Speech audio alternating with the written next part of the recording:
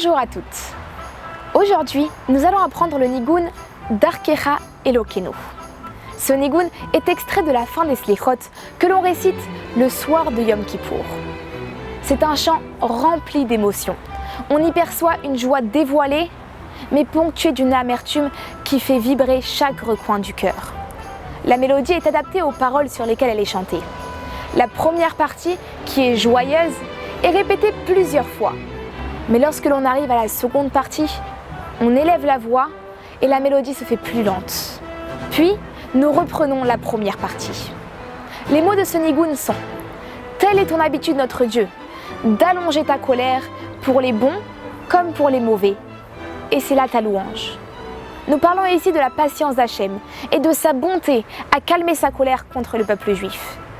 La deuxième partie, comme nous l'avons dit, est plus lente. Agis pour toi-même, notre Dieu, et non pour nous. Regarde combien nous sommes pauvres et vides devant toi. Cette seconde partie n'est plus joyeuse. Elle est l'expression d'une demande, d'une prière à Hachem. Ce nigun a été enseigné par le rabbi le soir de Simchat Torah 5716-1955.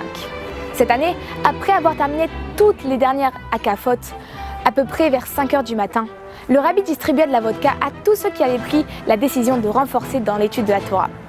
Lors de la distribution, le rabbi s'aperçut que le jour allait bientôt se lever. Il déclara alors « Shmini Atzeret et Simchat Torah délivrent le même message que Rosh Hashanah. Saisissez-vous à présent du moment des Slichot. Et nous devrions tous chanter le nigun Darkecha Elokeinu. » Le rabbi se mit à chanter un nigun que l'assemblée ne connaissait pas. Il entonna le nouveau nigun encore et encore, à plusieurs reprises, jusqu'à ce que les présents le saisissent, et tous, ensemble, le chantèrent avec une ferveur accrue. Le rabbi ajouta par la suite que ce nigun ne cause pas de dommages. En effet, même lorsque l'on dit « Re'e amidatenu dalim verekim » regarde combien nous sommes pauvres et vides, il n'y a que du positif qui sort de ces mots. Nous devons savoir où nous nous trouvons et quel est notre statut. Nous sommes pauvres et vides afin de devenir un récipient vide. En effet, seul un récipient vide peut recevoir.